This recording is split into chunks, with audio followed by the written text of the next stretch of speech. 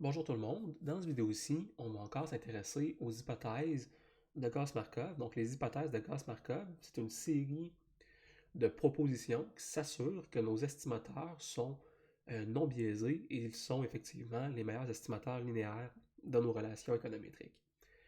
Donc, on travaille précédemment avec beaucoup avec la relation suivante. On essaie de prédire l'effet de l'éducation sur les salaires. Et donc, j'ai un nuage de données, un nuage d'observations ici, où chaque observation représente un individu avec un niveau d'éducation donné et un salaire donné. Et donc, ce que j'arrive à faire avec ça, moi, c'est de tracer une droite linéaire à l'intérieur de ce graphique-ci et d'aller dire que je suis capable de prédire le salaire. Donc, le salaire est égal à mon estimation bêta 0, qui se trouve à être l'intercept. Donc, notez ici que je commence vraiment à avoir un vocabulaire qui va ressembler à ce que vous voyez dans vos manuels. Ceux qui suivent mes cours depuis le début de ma playlist, vous remarquez qu'au début, je travaillais avec la droite d'une équation linéaire ax plus b. Et bien là, je veux qu'on commence vraiment à s'introduire au vocabulaire qu'on utilise dans les manuels économétriques. Donc, mon salaire est égal ici à W à bêta 0 plus bêta 1 fois ma variable d'éducation plus mon terme d'erreur pour chacune de mes observations.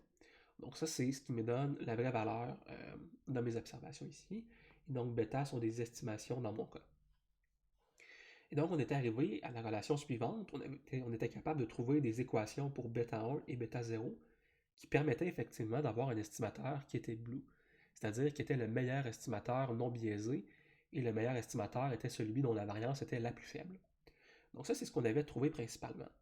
Une hypothèse importante qu'on a fait, qui est probablement l'hypothèse la plus importante des hypothèses de Gauss-Markov, c'est que je dois avoir une relation qui est linéaire. Laissez-moi ici vous montrer un exemple. Un exemple qui va tomber un petit peu sous le sens.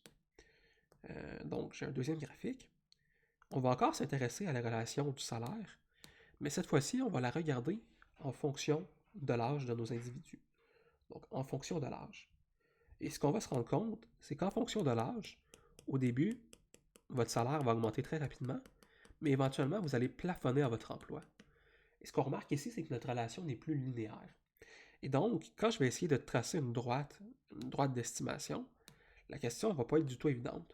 Quelle va être la meilleure droite? Est-ce que ça va être une droite comme ça ici, qui va rejoindre les deux extrémités, ou est-ce que ça va être une droite qui va passer plus au milieu? Et donc ça va être un problème important pour l'estimation.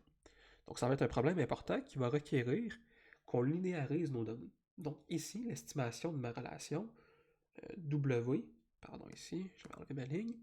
Donc l'estimation W qui va être égale à bêta 0 plus bêta 1 plus bêta 1 fois l'âge de mes individus plus mon terme d'erreur ne sera pas du tout satisfaisante. Donc cette régression-là ici, c'est quelque chose avec laquelle on ne pourra pas travailler.